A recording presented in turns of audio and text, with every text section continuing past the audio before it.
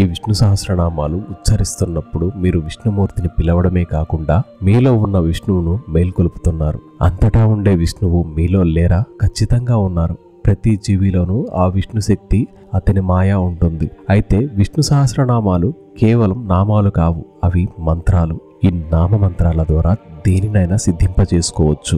సిద్ధి రావాలి అంటే బ్రెయిన్ ఆ సిద్ధిని అందుకునేందుకు సిద్ధం కావాలి. అలా సిద్ధం అవ్వాలంటే పరిస్థితులు సహకరించాలి. విష్ణు సహస్రనామాలు పారాయణం చేయడం, వినడం వల్ల మనలో ఉండే నెగిటివ్ ఎనర్జీ బయటకు పోతుంది. ఈ విశ్వంలో మనకు కనిపించని అనేకమైన దేవతా శక్తులున్నాయి. అవి మనల్ని ఆశీర్వదిస్తాయి, మనకు పరిస్థితులు సహకరిస్తాయి. ఎందుకంటే పరిస్థితిని కల్పించేది కూడా విష్ణువే కాబట్టి. విష్ణు సహస్రనామాలు చేస్తున్నప్పుడు మానవ మెదడులో చాలా రకాల కెమికల్ రియాక్షన్స్ జరుగుతాయి. నిజానికి ఈ కెమికల్ రియాక్షన్ వల్లనే ఒక మనిషిని మనం అంచనా వేస్తాము. ఈ నామాలు వింటున్నప్పుడు లేదా ఉచ్చరిస్తున్నప్పుడు మన బుర్రలో అనేకమైన మార్పులు జరుగుతాయి. కొత్త విషయాలు ఎవరు చెప్పకుండా బుర్రలో స్ఫురిస్తాయి. ఎప్పుడైతే మనస్సు శుద్ధి చేయబడుతుందో అప్పుడు మీలో దైవిక లక్షణాలు కనిపిస్తాయి. ప్రేమ, దయ, నిస్వార్థంగా ఉండటం, చావుకు భయపడకుండా ఉండేటటువంటి లక్షణాలు.